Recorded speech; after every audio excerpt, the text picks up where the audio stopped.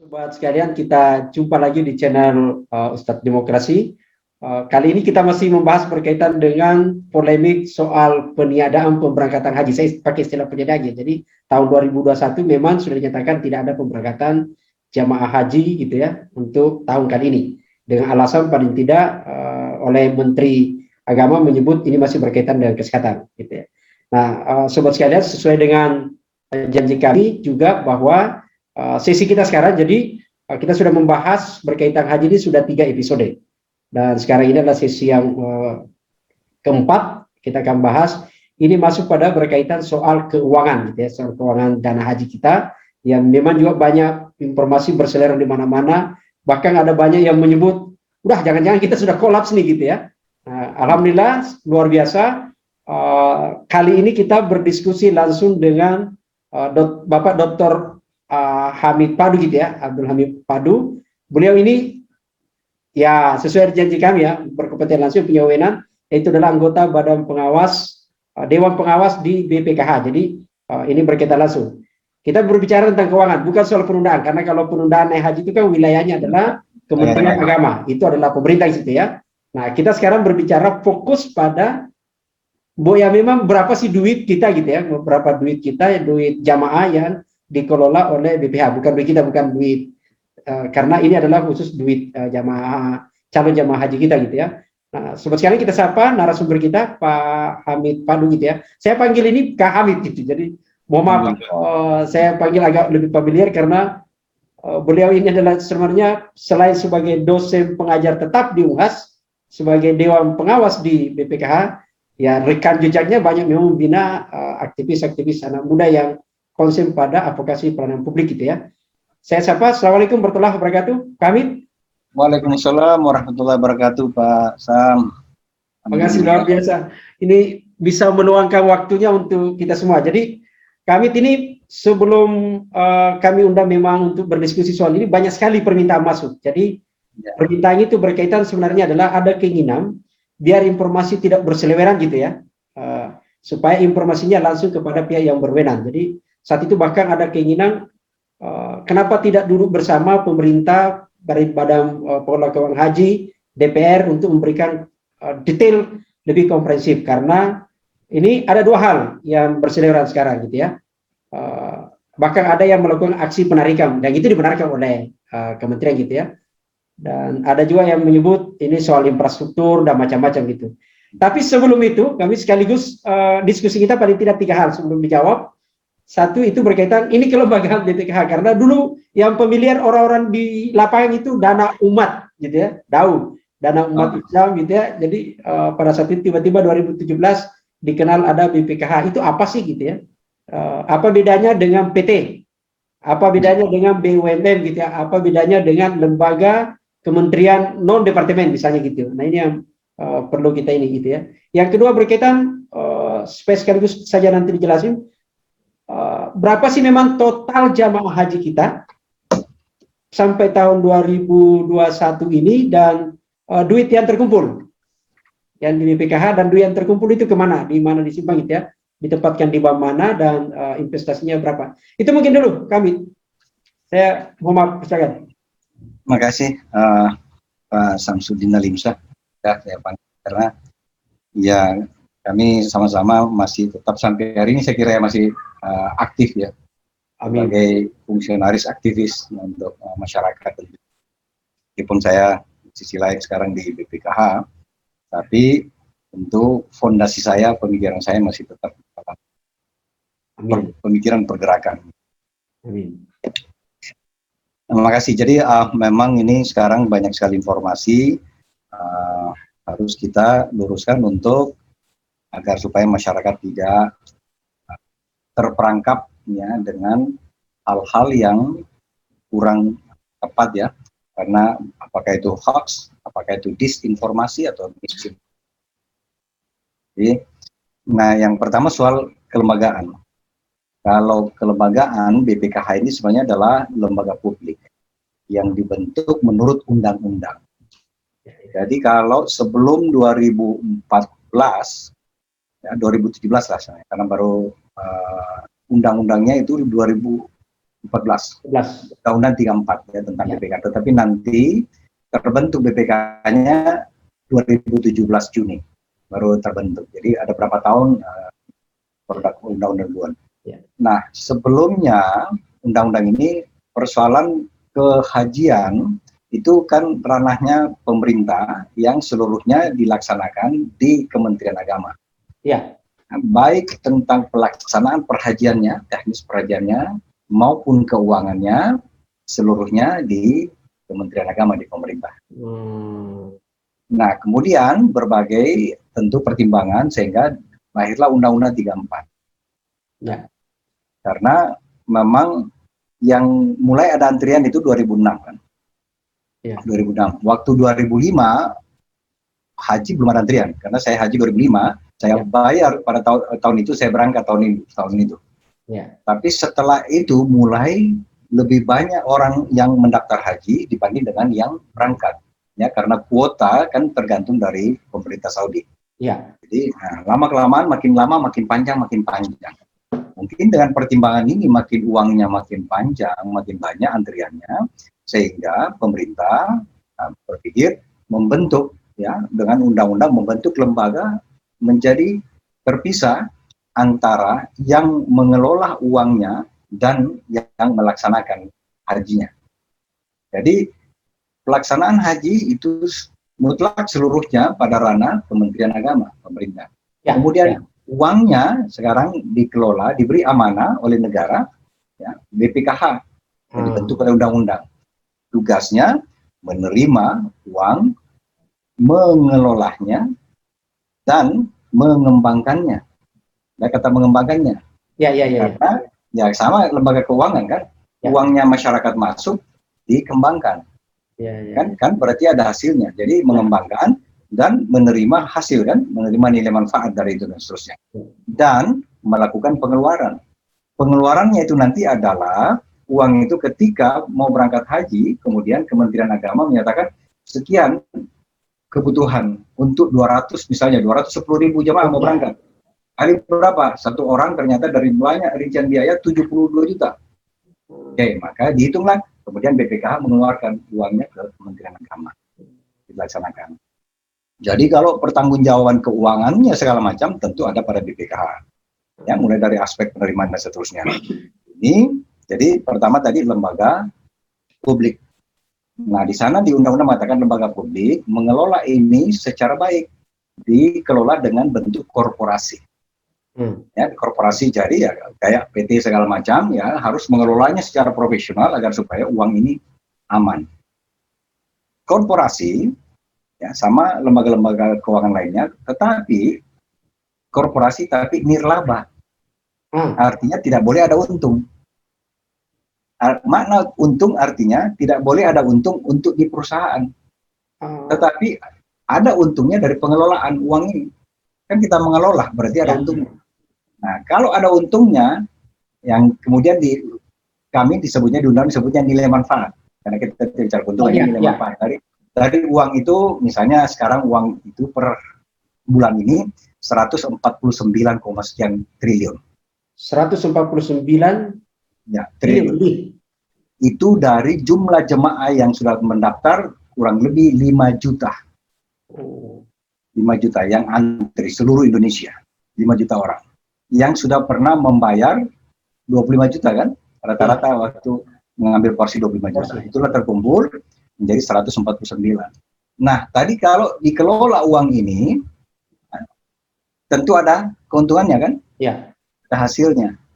Nah, keuntungannya itu karena tadi kelembagaannya adalah nirlaba, maka keuntungannya itu nanti dikembalikan seluruhnya ya setelah dikurangi dengan biaya operasional kira-kira 97% ya dikembalikan ya ke pemiliknya.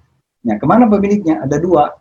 Yang mau berangkat haji pada tahun bersangkutan, misalnya ada 200 kuota kita 210.000 dan ada 4, sekian juta tunggu, ya kan? Nah, dari keuntungan itu habis semua di sana tiap tahun. Tidak boleh masuk ke BPKH keuntungannya. Itulah namanya nirlaba. Ya kan? Jadi, nah, kelembagaan ini karena lembaga publik dan nirlaba kemudian dikunci lagi di sana. Kuncinya adalah bahwa pemerintah mengatakan mewakili pemerintah, ini pemerintah, lembaga pemerintah kan, kami lembaga publik ya, negara. Kelolahlah uang ini, tetapi dalam amanah undang-undang mengatakan harus syariah. Okay? Harus syariah. Syariah. Nah ini uang jemaah. Jadi sebelumnya kan tidak kan, waktu sebelum BPKH itu kan tidak ada syariahnya. Ya. Bisa disyariah, bisa tidak, karena dulu kan uang disimpan di semua bank kan, termasuk konvensional. Kalau sekarang tidak boleh, harus syariah. Oke. Yang Di bank kedua, syariah mana itu disimpan kan? hampir seluruh bank syariah di Indonesia kami punya semua ya, dibagi persyaratan kecuali yang mengalami beberapa kekurangan untuk sementara tidak ikut. Tetapi hampir seluruh 90% bank syariah masuk. Oh gitu. Dan itulah yang tempatnya orang menyetor ya, menyetor apa namanya, mendaftar setoran awal dari seluruh Indonesia, dari seluruh bank syariah yang ada. Jadi harus syariah, dan yang kedua harus hati-hati. Nah, pemaknaan hati-hati kita terjemahkan bahwa kami hanya mengelola uang ini di tempat yang syariah, tetapi yang kira-kira resikonya kalau dalam bisnis hanya resiko dari risiko rendah ke menengah, low to moderate. Ya, karena hati-hati. Ada banyak bisnis syariah yang hasilnya mungkin bisa lebih tinggi, tetapi kan agak berisiko. Nah, kita jaga itu karena undang-undang mengatakan kita hati-hati. Jadi hati-hati, ada nilai manfaatnya nirlaba. Itulah BPKH. Dan kita kelolalah secara profesional sehingga BPKH ini sudah berjalan 3 tahun, dan BPKH ini bertanggung jawab kepada Presiden melalui Menteri Agama. Kemudian diawasi langsung dan juga bertanggung jawab kepada DPR. Jadi rencana-rencana BPKH itu disampaikan di dalam forum di DPR dan disetujui ya rencananya DPR, dan kami menyampaikan laporan ke DPR. Dan karena lembaga publik diperiksa oleh akuntan negara, yaitu BPK. Jadi kami diperiksa. Jadi semua ya diaudit, ya kan? Diaudit. Ini banyak kan permintaan diaudit. Nah, kami sudah diaudit oleh BPK. Ya, karena lembaga publik. Nah, 3 tahun ini alhamdulillah diperiksa tiap tahun oleh BPK, dan alhamdulillah sudah 3 kali kami dapat WTP. Insya Allah tahun ini sementara baru selesai pemeriksaan, ya kita tunggu 1-2 minggu ini hasilnya. Itu tahun 2020 insya Allah mudah-mudahan akan WTP lagi. Artinya apa? Itu sudah sangat terbuka, diperiksa ya dengan baik, dan berarti kalau sudah diperiksa dengan baik dan dinyatakan bahwa baik, jadi berarti kan uangnya ada. Uangnya tidak rugi dan sebagainya, karena kan seperti itu ya. Jadi jawab masyarakat. Ya. Nah itu kan ini misalnya saya analogi ada masyarakat gitu ya. Misalnya saya kemudian ke perbankan menyetor. Gimana saya bisa tahu bahwa memang betul dana yang kami setor 25 juta itu dikelola dulu atau gimana itu? Ada sosialisasi atau ada? Ya, untuk proses pendaftaran haji kan ranahnya Kementerian Agama. Ya, jadi informasinya tentu cara pendaftaran haji dan seterusnya itu di setiap daerah sampai kabupaten itu disampaikan oleh Kementerian Agama, yang baik pada tingkat wilayah, baik tingkat kota kabupaten ya, menyampaikannya itu. Kemudian proses pendaftaran haji ya mengurusnya di Kementerian Agama masing-masing ya ketika mau mendaftar ya, dengan aturan bahwa nanti bisa mendaftar untuk dapat nomor porsi setelah mendaftar awal namanya kan, dengan jumlah di aturan adalah jumlah 25 juta dan setoran. Jadi masyarakat datang ya ke Kementerian Agama di masing-masing wilayah, isi formulir dan seterusnya, foto, kemudian waktu pembayarannya itu datang ke bank yang ditunjuk. Bank itu adalah bank mitranya BPKH. Itulah bank syariah. Bank syariah yang kemudian itu menjadi bank tempat setoran awal. Dan itu ada berapa puluh ya, hampir seluruh ya bank syariah, termasuk bank syariah yang ada di daerah, ya bank-bank daerah yang ada syariahnya, ataupun bank syariah daerah. Nah, kalau untuk bank-bank besar syariah kan jelas ya bank yang ada secara nasional ya, kemudian intinya adalah bank syariah. Jadi membayar di sana. Nah, waktu membayar di bank syariah itu otomatis dia terdaftar ya di Kementerian Agama sebagai calon jemaah haji, Ya. dan uangnya otomatis masuk di bank itu, berarti masuk di rekening pemerintah atas nama BPKH. Itu kami terkumpul menjadi dana setoran awal. Nah, kan itu kan yang kemudian totalnya 149, sekian lah triliun gitu ya yang didapat itu. 149 adalah akumulasi seluruhnya. Akumulasi Karena kalau pemasukan misalnya tiap tahun, taruhlah kalau waktu 2019 belum COVID, itu rata-rata pendaftar jemaah haji itu sekitar 750.000 per tahun. Jadi 750.000 kali 25 juta itu masuk. Ya. Nah, tahun 2020 agak turun karena COVID ya, tapi target tadinya hanya 250, ternyata masih lebih 400-an, 480. Nah, tapi kan gini Kak, kalau itu akumulasi 149 gitu kan, gimana kemudian kan yang di publik juga kan selalu bertanya gini, siapa yang memberi mandat ini kemudian dana kami dikelola gitu loh? Di mana calon jemaah haji tahu itu bahwa sekian persen, sekian ini kan, kalau saya baca di laporan keuangan misalnya itu dari 149 kalau per Desember ya, per Desember 2020. Ya. Kemudian kita lihat ternyata misalnya yang penempatan itu kan 90 triliun. Lalu kemudian ada 50-an triliun itu masuk di aktiva apa? Yang kas lah gitu ya. Itu di perempatan yang gini. Dari total dana yang ada, seluruhnya kan masuk ke perbankan. Ya. Semuanya kan, awal-awalnya masuk ke perbankan. Kemudian itu dikelola. Waktu dikelola, bisa sebagian tetap tinggal di perbankan, bisa juga ke tempat lain, ke investasi syariah lainnya. Nah, karena pengelolaan menurut undang-undang yang dimanakan oleh undang-undang, kami bisa di beberapa tempat. Yang pertama, undang-undang mengatakan bisa ditempatkan di produk bank syariah. Oke, maka itu tinggal di bank syariah. Ya. Oke. Yang kedua, investasi surat berharga atau sukuk. Ya. Sukuk, baik sukuk negara maupun sukuk korporasi, perusahaan. Kemudian ada investasi lainnya syariah yang berkaitan dengan perhajian. Jadi bisa kami misalnya berinvestasi yang bagus di perhotelan di Mekah, atau industri makanan untuk catering, makan dan seterusnya, dan lain-lain yang berkaitan dengan perhajian. Dan emas. Itu yang syariah semuanya. Jadi, nah setelah uang masuk dari tahun ke tahun dikelola, kemudian ini dana haji ya, karena tadi Pak Sam sebut DAU itu beda. Ya. Dana haji ada DAU, dana abadi umat. Dana abadi umat itu lain ya. Lain. Itu ada sekarang dana abadi umat kurang lebih 3 triliun.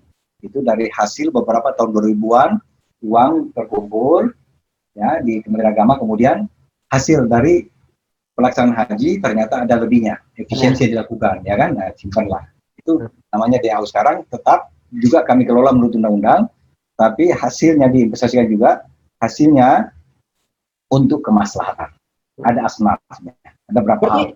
Berarti DAU itu di luar yang 149 triliun? Sudah masuk, sudah masuk. 149 sudah masuk 3 triliun ya, 3,2 triliun itu DAU-nya. Ya. Jadi uang ini tadi ya masuk di perbankan semua. Kemudian sekarang ini posisinya yang tinggal di perbankan syariah itu kurang lebih 33%. Ya, betul, 33. Ya, itu sekitar 54 triliun. Ya. Oke. Itu dalam bentuk deposito, giro, dan macam-macam produk perbankan. Ya. Dan itu istilahnya pendapatan nggak ya? Ya, dan rata-rata ini adalah produk perbankan syariah yang bisa setiap saat dicairkan atau breakable. Ya. Jadi liquid. Inilah menjadi penyandang ketika misalnya tiba-tiba dibutuhkan dana untuk pemberangkatan, ini siap.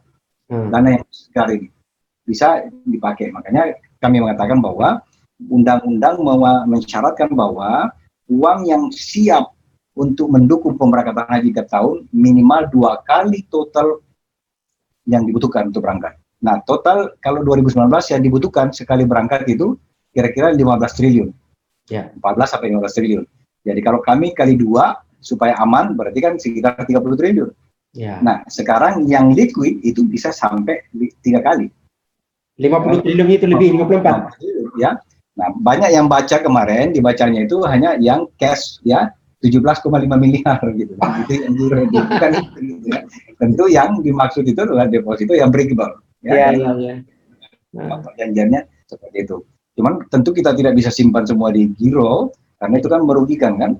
Karena deposito tentu masalahnya lebih tinggi gitu kan. Nah ini kan kita tentu mencari juga hasil supaya ada hasilnya dan uang ini dinikmati oleh jemaah. Ya. Karena kenapa dibutuhkan mengelola ini untuk cari hasilnya dari keuntungannya? Karena kan contohnya yang dibayar jemaah itu 25 tambah 10 juta kan? Ya. Ya, hanya lah kalau model dulu gitu kan? Ya. Nah itu kan berarti 35 juta. 25. Waktu mau berangkat diminta 10 juta setoran lunas namanya. Berarti ya 35 juta. Padahal biayanya 70 juta. Berarti kan kurang 30 juta. Karena uang yang dikelola oleh BPKH, baik di penempatan maupun investasi, keuntungannya itu ke sana. Untuk menutupi kekurangan itu. Karena kalau tidak cukup uangnya kan tidak istita'ah.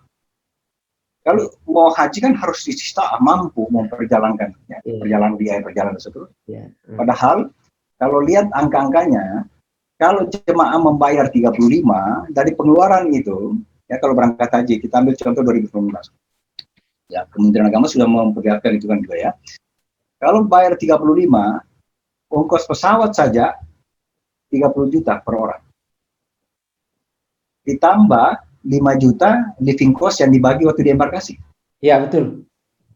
Ya, terus saya 35. Jadi di mana duitnya untuk membayar akomodasi 40 hari makannya segala macam? Nah itu totalnya 70 juta tadi. Makanya inilah untuk mencukupkan supaya istita'ah terus. Itulah uangnya dikelola sehingga uang itu tidak ditaruh menjadi keuntungan di perusahaan di BPKH-nya. Tidak. Karena ini sifatnya nirlaba, lembaga publik ini nirlaba. Jadi dikelola. Nah, tadi di perbankan 33, sekarang kurang lebih 67% ada di investasi. 90 triliun lebih. 67%. Oh iya. 67% gitu kan, dari 149 tadi itu, 33 ada di penempatan, 50. Karena kita didorong dalam undang-undang mengatakan, paling tidak di tahun 2020, ya maksimal penempatan itu 30%. Oke. Kenapa diarahkan seperti itu? Tentu pemikirannya adalah bahwa, karena ini mau dikelola secara baik supaya bisa optimal, yang syariah, optimal ya, syariah, itu kan beradanya di sekitar investasi. Karena kita tahu bahwa bagi hasil atau apapun ya, akad yang terjadi, imbal hasil di perbankan kan lama-kelamaan terus mengecil gitu kan, turun. Tetapi tidak boleh juga ini karena ini kan menjamin bagaimana agar supaya keuangan syariah di Indonesia tetap bisa berjalan secara baik. Ya, itu minta tolong dikoreksi kami. Jadi kalau kita lihat di laporan 2019-2020 itu kan ada penurunan jumlah penempatan gitu ya. Jumlah penempatan yang awalnya 40% kemudian turun jadi 33. Yang sebenarnya ingin mengejar ke undang-undang tadi 30% ya? 30%. Oh, gitu. Kenapa didorong ke situ kan? Kalau dianggap kalau terlalu banyak di penempatan ya semuanya terfokus satu, kita punya uang di perbankan. Kalau sebenarnya kalau cuma mau taruh di perbankan saja, nggak usah dibentuk pengelolaan, nggak usah dibentuk perlu depositonya udah selesai untuk bagaimana menatanya secara syariah gitu kan. Di samping itu mendistribusi dari berbagai alternatif ya portofolio ini itu kan jauh kurangi risiko yang ada, tidak di satu tempat. Di samping itu mencari tentu imbal hasil ya, imbal hasil itu maksudnya keuntungannya. Jadi karena kalau di bisnis kan kita bicara keuntungan. Nah kalau di syariah ya kita hindari yang namanya keuntungan karena memang tidak ada keuntungan ya di imbal hasil. Jadi imbal hasil ini supaya bisa optimal juga gitu kan.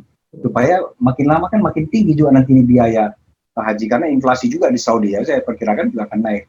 Oleh sebab itu uangnya jemaah ini supaya bisa cukup harus dikelola secara optimal. Tetapi harus syariah dan aman. Ini harus dijamin dulu bahwa aman. Oleh sebab itu supaya aman kami bermainnya ya mengelolanya di wilayah-wilayah yang resikonya antara low ke menengah. banyak tempat-tempat yang lain yang bisa optimal lebih tinggi, tetapi risikonya tinggi. Ya, misalnya membangun apa segala macam investasi langsung ya, banyak saran seperti itu. Kenapa? BPKH seperti tabung haji kan, dia masuk di properti, tabung haji masuk di sawit, apa segala macam dan seterusnya. Itu mungkin suatu ketika gitu kan. Tapi itu tinggi hasilnya. Kalau kita perkirakan dari sisi apa namanya, kalau di investasi langsung dari sisi persennya, kalau di syariah kan tentu kita tidak main persen karena orang mengatakan itu bagi hasil apa. Okay. Tapi kalau kita indikasikan investasi langsung bisa sampai 20% keuntungannya. 20-25 ya kan. Pak Sam tahu kalau orang jualan saja bikin rumah makan restoran itu 40% kan. Iya. Ya kan? Nah, tinggi kalau investasi langsung, cuma memang beresiko. Padahal ini uang umat, uang jemaah yang harus berangkat haji, jadi uangnya kita kelola bagaimana supaya optimal hasilnya, tetapi di wilayah yang aman. Tapi kalau investasi di Mekah kan dampaknya langsung kepada yang bersangkutan juga, kan? Ya, bersangkutan. Makanya investasi langsung yang kita utamakan nanti adalah investasi langsung yang berkaitan dengan perhajian. Karena itu kita lakukan, misalnya menyewa atau membangun hotel menyewa ya, atau kontrak investasi di sana, karena untuk membeli tanah kan nggak dibelikannya di sana. Tetapi sementara dari sudah 2 tahun ini kita mencoba ya menyiapkan kerjasama dengan Saudi untuk masuk di dalam akomodasi. Tentu kami akan menginvestasi di sana yang hasilnya juga bagus, imbal hasilnya, keuntungannya bagus, dan dipakai juga untuk jamaah haji kita gitu kan. Ya 2 kali manfaatnya. Karena itu yang banyak juga beredar kan. Kenapa tidak, kalau memang ada SBSN itu, kenapa justru tidak langsung investasi di Mekah yang berdampak langsung pada jamaah? Ini soal ada berita soal infrastruktur ini. Ya. Ini terus menerus disiapkan. Dari tahun pertama kita sudah mulai masuk ke Saudi ya. Termasuk di industri makanan dan seterusnya. Cuman namanya investasi di luar negeri yang berbeda, kita punya aturan berbeda segala macam ya, harus benar-benar hati-hati. Ada banyak infrastrukturnya harus kita siapkan di dalam kontrak-kontrak ya, dan perhitungan-perhitungannya ya, volatilitas apa namanya ekonominya di sana harus kita perhitungkan segala macam. Belum lagi tiba-tiba COVID. Tadinya kami sudah mau untuk kontrak untuk rumah apa namanya hotel dan seterusnya, tiba-tiba COVID berarti perkiraan untuk pasarnya hotel di sana kan menjadi menurun karena tidak ada perhajian, misalnya tidak ada umroh. Jadi kami batasi dulu nih, jadi nanti malah rugi gitu kan. Semua untuk membacaannya tepat. Nah, makanya ya kami punya kantor ya, insya Allah dengan insan di BPKH ini yang syariah semuanya kira-kira kurang lebih 140 pegawainya, tidak banyak, sehingga biaya operasional ini tentu tidak banyak dibanding dengan lembaga-lembaga lain yang besar. Tapi mengelola uang yang besar dengan jumlah manusia yang cukup ya, kecil, dan kita topang dengan menggunakan digitalisasi. Kalau itu benar. Jadi saya baca di laporannya, ini kan lebih 100 pegawai, tapi kemudian biaya yang keluar untuk operasional kan hanya berapa? 200-an M ya, berapa? Ya. Nah, sampai itu gitu ya. Berbeda itu kan kalau di persentase sampai hanya ngambil berapa persen dibanding kalau dari total aset 149 juta itu 0,000 sekian gitu kan. Tapi untuk biaya operasional di undang-undang mengatakan itu kita tidak ambil dari pokoknya dana haji. Hanya diambil dari hasil pengelolaan. Kayak orang zakat gitu kan, ambil. Jadi kalau ada zakat hajinya baru dia dapat. Kalau tidak ada tidak bisa. Jadi tidak ada. Sekaligus itu Kak, pertanyaan saya. Jadi kan kalau kita baca sekali lagi ya di laporan keuangannya itu kan ada disebut tadi apa ya, hasil manfaat gitu kan? Ya, nilai manfaat itu kemudian 7 triliun. Tapi kemudian itu kan dimasuk di rekening virtual untuk account itu kan 2 triliun tuh.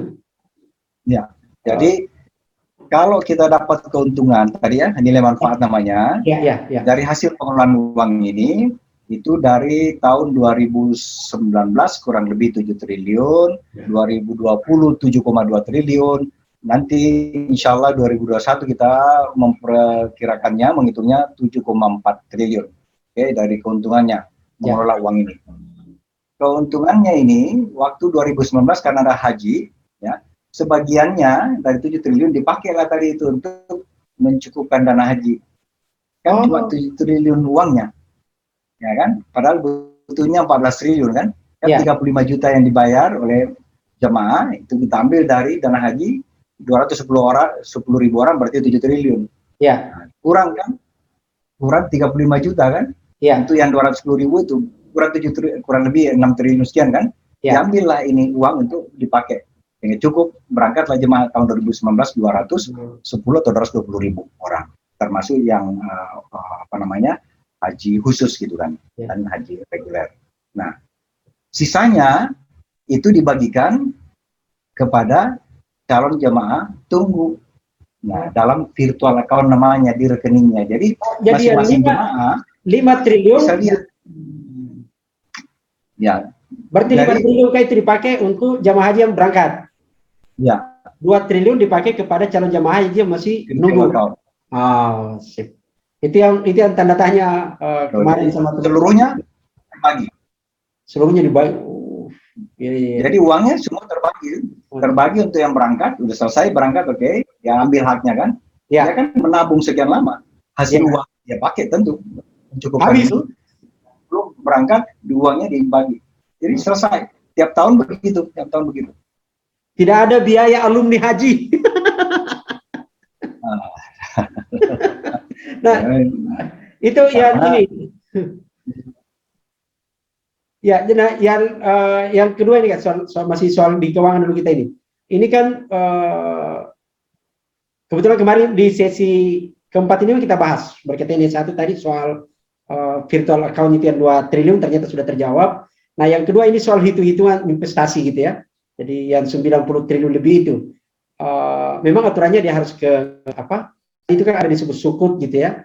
Lalu kemudian bisa ke sukuk perusahaan korporasi negara, emas, bisa produk-produk lain ya, surat berharga. Karena hitungan teman-temannya itu ternyata kalau 149 triliun kita cek di penghasilan apa ya, surplus komprehensif itu ternyata kan dapatnya cuma berapa, dia dapat hampir 3% saja, itu kan 5 triliun gitu ya. Mas saya kalau dibandingin deposito masih jauh lebih ini. Apa karena memang belum dapat hasil dari investasi itu atau gimana tuh? Kalau tahunan, laporan tahunan otomatis seluruhnya kan sudah dapat. Ya. Kalau laporan yang semester 1 ya tentu belum gitu kan. Tapi kalau tahun 2020 misalnya laporan tahunan 1 tahun berarti seluruh nilai manfaat baik dari perbankan ya di deposito dan sebagainya maupun dari investasi. Nah, kalau kita hitung 7 triliun itu hasilnya sama kira-kira ekuivalen kalau ini indikasi ya. Ekuivalen kira-kira kalau kita pakai persen, ya lagi-lagi saya harus izin ya. Kita bicara persen nanti dianggap ini bunga gitu kan, ini riba. Ini indikasi kan? Untuk lebih familiar di masyarakat. Ya perhitungannya kan perhitungannya itu kan yang didapat dari perbankan investasi ya, tergantung hasilnya kan realisasinya. Kalau untungnya sekian, maka bagi hasilnya sekian dan seterusnya, tergantung akadnya gitu kan. Nah, itu kalau kita indikasikan dengan persen, sekali lagi indikasi ya, yang 7 triliun lebih itu kira-kira 7-8%. Ya. Rata-ratanya. Sementara, ya kalau Pak Hasan lihat, di perbankan, kalau Pak Hasan deposito, berapa? Kan sekarang turun 3,54%. Kalau giro 0, sekian. Ya. Jadi memang investasi kan lebih ya. Kan di total komprehensifnya itu ya, total surplus komprehensif itu saya lihat 5,6 triliun. Itu bukan dihitung dari aset ya. Kalau teman-teman kan menghitungnya dari 149 triliun itu kemudian coba dihitung-hitung indikasi. Oh, bukannya. 149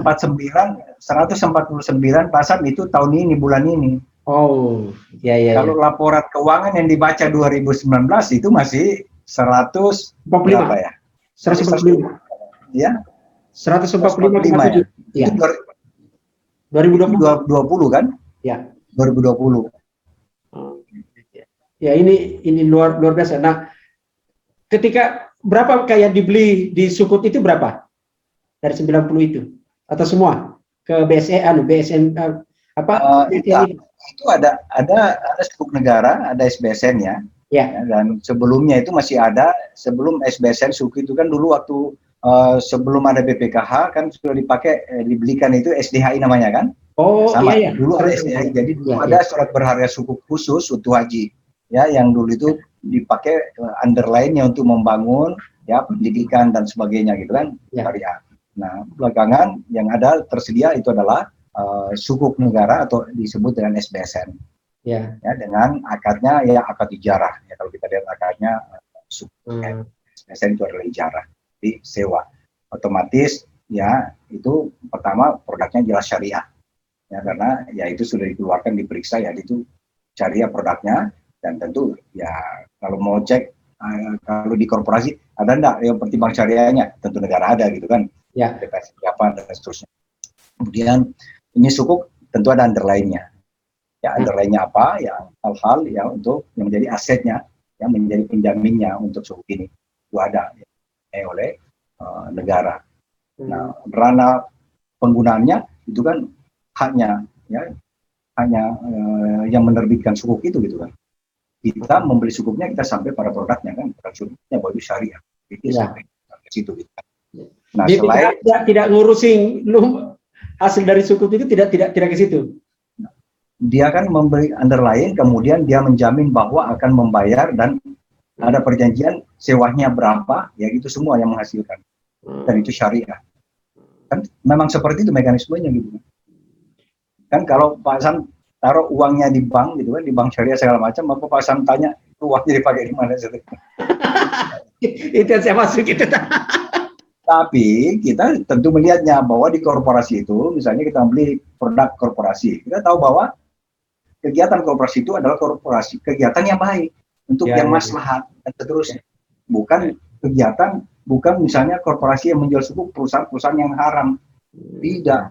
Ya, kalau misalnya perusahaan yang memproduksi barang-barang yang haram, tentu kami tidak mau beli karena itu tidak syariah gitu kan. Berarti pada saat dibeli tetap ada penjelasan sebenarnya mau di. Ada penjelasan karena yang namanya sukuk tentu pemerintah menjelaskan, misalnya itu negara punya suku, dia jelaskan ini suku diterbitkan dengan underline ini. Kalau yang dibeli itu apa saja Kak? Di underline-nya itu? Ya biasanya dia sampaikan saja bahwa underline-nya dia aset negara gitu kan. Oh iya.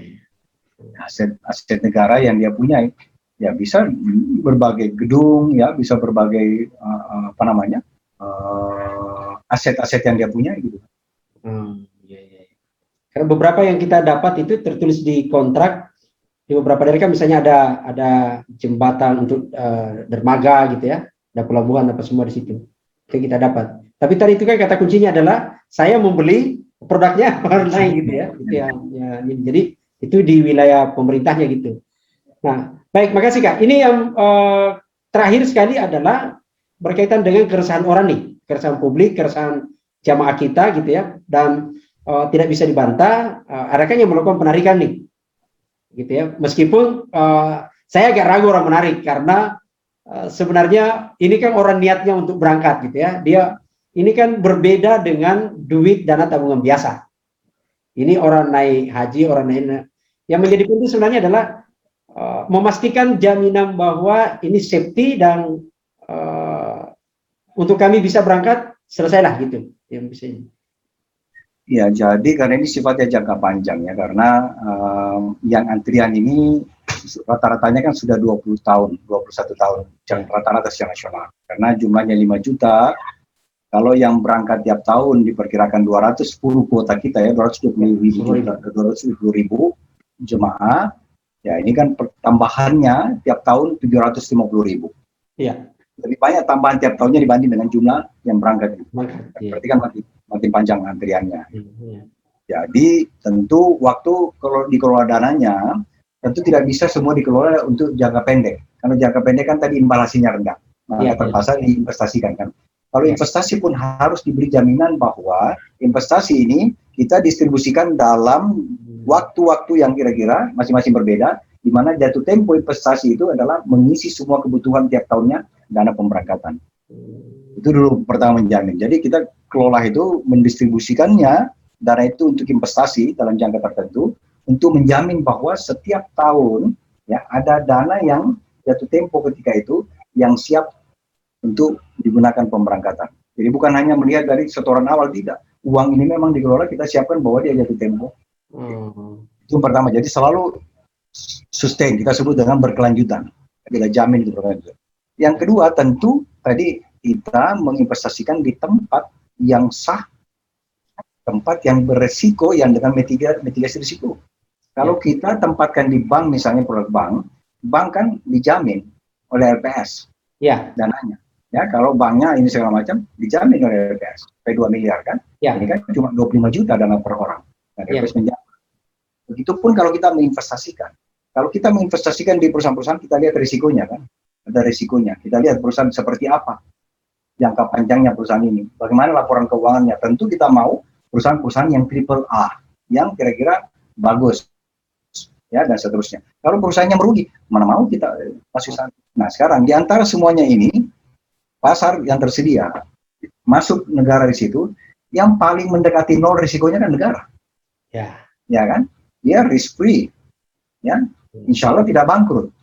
Dan ada jaminannya, dia membayar terus gitu kan. Ada pendapatan negara dan seterusnya. Kelola.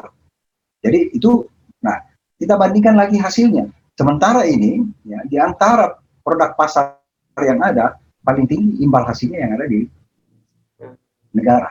Untuk negara. Kurang lebih ya, tapi yang SBSN itu ya? Ya, yang cenderung kan, yang ini kan bergerak harga ya, hasil bergerak dan seterusnya, tapi yang paling stabil itu sama kalau di negara lainnya kita ambil standarnya misalnya di produk di negara di tertentu gitu kan, yang stabil juga ini dari pergerakan imbal hasilnya, yieldnya. Jadi itu kita lihat risikonya, kemudian kita lihat jaminannya. Pasti ada jaminannya, ada underline-nya kita lihat. Kalau investasi itu di project tertentu di perusahaan, underline-nya apa? Ketika ada bermasalah, ada underline-nya. Dan itu tidak bodong. Biasanya kan itu kalau ini berbahaya kalau tiba-tiba di perbankan misalnya, ambil pembiayaan, kalau di konven ambil kredit, tapi kemudian jaminannya bodong. Ya, karena ada orang main-main di sana gitu kan. Nah, kita lihat semua, under jaminannya apa gitu kan, bahwa ada. Kemudian kita tambah lagi, mitigasi yang biasanya dijamin dengan asuransi. Nah, semua aspek investasi itu selalu biasanya kalau investasi apa, seperti asuransinya dan seterusnya. Jadi kita berusaha untuk mengcover kegiatan itu hampir 100% memitigasinya untuk aman. Sehingga itu barang ada. Jadi aman. Uang yang ada di perbankan maupun di tempat investasi semuanya termitigasi secara baik. Dan insya Allah aman. Dan untuk mengecek itu bahwa barangnya ada, itulah gunanya kami diperiksa oleh auditor publik negara. Ketika waktu BPK datang itu berapa, 1 bulan atau berapa itu memeriksa kan, sama lembaga-lembaga lain kan diperiksa, diperlihatkan, dia akan cek semuanya. Bahkan dicek di rekening ya, di rekening masing-masing di bank ada berapa, di sistem kita berapa, ada sedikit atau apa, dicek sampai di sana. Kalau ada hilang uang langsung ketahuan. Ini di mana uangnya kalau tidak ada uangnya, jadi kelihatan. Nah itu kira-kira kalau mau melihat sisi amannya. Dan ini akan dipantau terus karena ya tiap triwulan kami harus menyampaikan laporan baik ke publik ya, ke DPR ya, kemudian tiap semester ke presidennya oleh Menteri Agama, itu laporan kami sampaikan kalau setiap saat ada yang kurang, ada segala macam. Intinya ini pengelolaan hampir diminta untuk tidak rugi. Jangan sampai rugi, karena tidak boleh rugi kan.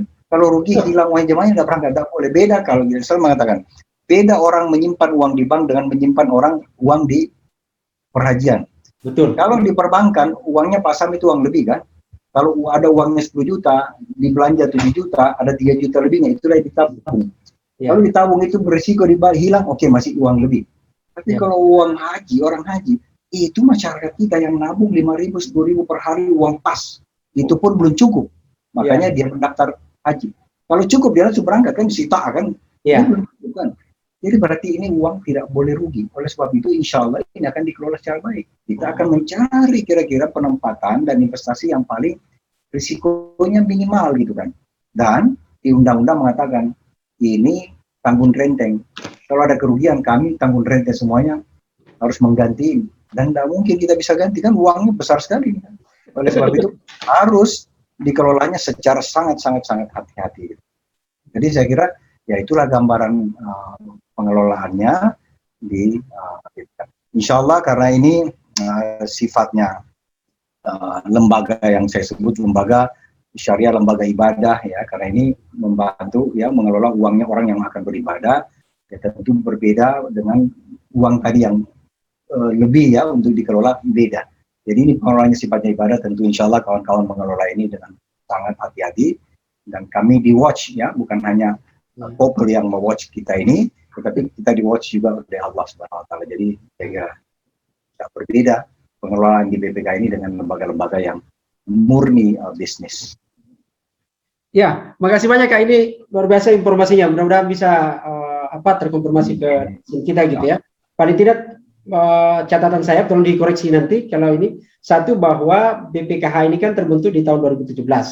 BPKH murni mengelola duitnya, tidak ada urusan pemberangkatan dan batal ditunda atau tidak gitu ya. Itu adalah wilayah pemerintah. Jadi kalau 2020 ditunda, itu adalah kebijakan pemerintah, 2021 kembali ditunda gitu ya. Tapi dari sisi tanggung jawab, mau berangkat kapan saja, BPKH siap langsung membayar. Uangnya selalu siap, dan insya Allah selalu lebih dari 2 kali pemberangkatan. Dan sekarang ini malah bisa membiayai 3 tahun pemberangkatan. Karena ini dalam ada tahun nanti di mana kita akan membayar 2 kali pemberangkatan. Tahun 2026 itu memang 1 kali, pertama satu haji setahun, tetapi waktunya kan 5 bulan kami menyiapkan uangnya. Itu dalam 1 tahun antara Desember dengan bulan berapa itu 2 kali. Berarti ada 1 tahun nanti kita akan menyiapkan uang 2 kali pemberangkatan. Tetapi memang ada tahun nanti, tahun berapa itu ya, yang haji itu 2 kali dalam 1 tahun. Tahun 2036 atau berapa gitu.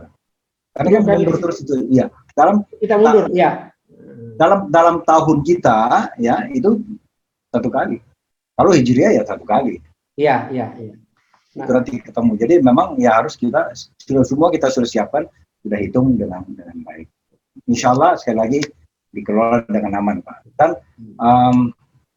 satu lagi tadi Pak Sam mengatakan ada pembatalan menarik haji ya, menarik uangnya.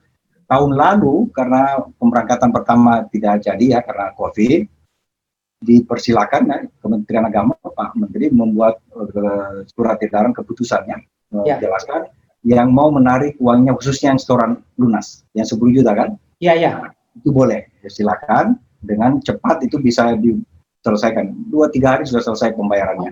Nah, yang tahun lalu dari 210.000 calon jamaah yang mau berangkat waktu itu hanya 500 orang yang menarik yang 10 juta. 0,000 sekian. Ya, hanya 500. Tahun ini juga dibuka, silakan, kita belum lihat yang menarik. Tapi yang ditarik itu setoran awal. Kalau setoran lunas, kalau setoran awalnya ditarik itu berarti hilang porsinya. Mundur. Itu namanya batal. Ya. Nah, setiap tahun juga banyak yang batal. Dari awal BPK itu setiap tahun itu cukup besar yang batal, hampir 1 triliun. Batal. Itu kenapa, Kak? Meninggal? Ada yang meninggal. Ada yang kebutuhan ekonomi. Dia tarik karena butuh, dipersilakan gitu kan, dan sebagainya. Ada banyak. Bahkan ada juga yang karena keluar dari Islam. Oh, gitu ya. Itu sampai itu banyak. Iya. Tiap tahun ada. Ya kan pasti ada yang meninggal, ada yang mendahulukan kebutuhan ekonomi, ya itu harus kan. Ya. Tapi artinya yang mengambil sampai posisi hanya 10, tetap pada saldo 25, itu ada jaminan bahwa tahun depan dia bisa berangkat, prioritas, enggak digeser. Ya, yang tahun lalu, yang 2020, tahun ini kan mesti berangkat. Ya. Kalaupun dia tarik yang 10 juta, itu masih Kementerian Agama menjamin kan bahwa ini yang prioritas berangkat tahun depan. Jadi tidak hilang porsinya. Nilainya kan di BPKH nih, nilainya kalau saya narik nih 10. Ya. Terus nanti kan harga pasar dolar naik nanti gimana itu? Tetap 10 juta saya kembalikan atau? Oh enggak. Lain lagi kan tiap tahun itu ditentukan berapa lunasan oleh pemerintah. Jadi itu menentukan nanti pemerintah dengan DPR diputuskan berapa total BP-nya, biaya perjalanan ONH-nya berapa.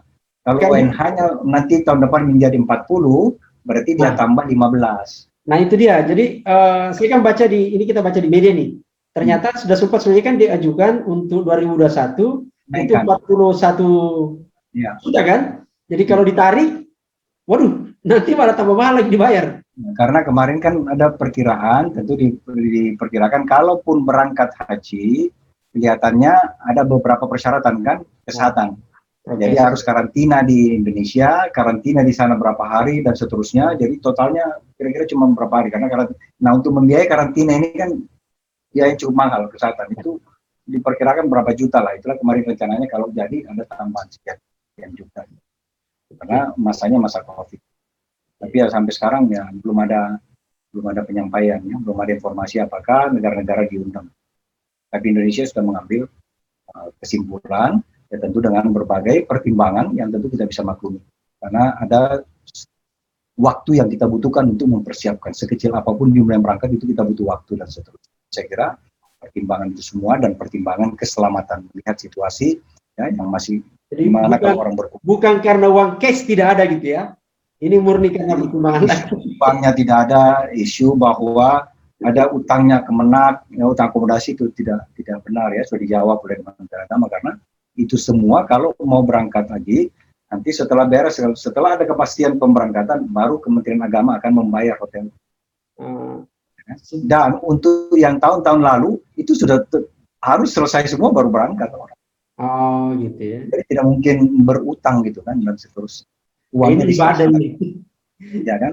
Justru yang sering terjadi dulu itu kan uangnya misalnya sekian triliun, ternyata Kementerian Agama ada kelebihan, ya, ada sisa karena berusaha efisiensi dan seterusnya. Nah, ini ada kelebihan. Itulah tadi yang menjadi dulu disebut DAU. Dana abadi umat itu. Dana abadi itu masih tetap ada uang, aman.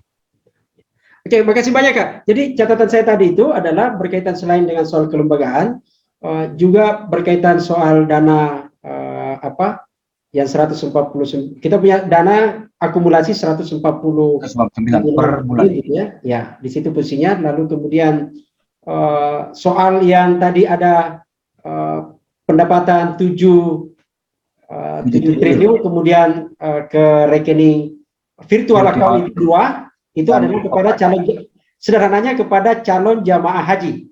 Karena yang 5 triliun sudah diserahkan kepada yang harusnya berangkat gitu ya. Itu yang ini. Lalu kemudian saya tertarik tadi closing kata-katanya itu. Ini uang haji jangan disamakan dengan orang menabung biasa di perbankan gitu ya. Jadi ini bukan uang lebih, ini uang ibadah. Kalau uang lebih tiba-tiba perbankannya kolaps tidak ada masalah, tapi karena ini adalah uang ibadah ya harus memang hati-hatian. Saya kira itu menarik Pak diskusi kita hari ini, atau ada closing statement kami? Ya memang Pak Sam ya, kita semua harus bersabar ya. Kita tahu bahwa berhaji ini adalah rukun ya, wajib. Semua orang bagaimana bercita-cita, ya, antrian panjang dan seterusnya. Tapi kemudian takdir ya, situasi berkehendak lain, ya tentu ya kita berharap bahwa kita semua bisa bersabar. Insya Allah kalau memang Tuhan menghendaki, ya semua kita siap ya. Yang pasti bahwa pemerintah punya tanggung jawab besar dan siap untuk memberangkatkan selalu. Pemerintah akan mengurus ya perhajian ini secara baik, dan ya dibantu BPKH, uangnya insya Allah kami akan kelola secara amanah dan berusaha untuk seoptimal mungkin hasilnya untuk mencukupkan pembiayaan itu sehingga hasilnya bisa dinikmati oleh calon jemaah sekarang. Dan sangat terbuka.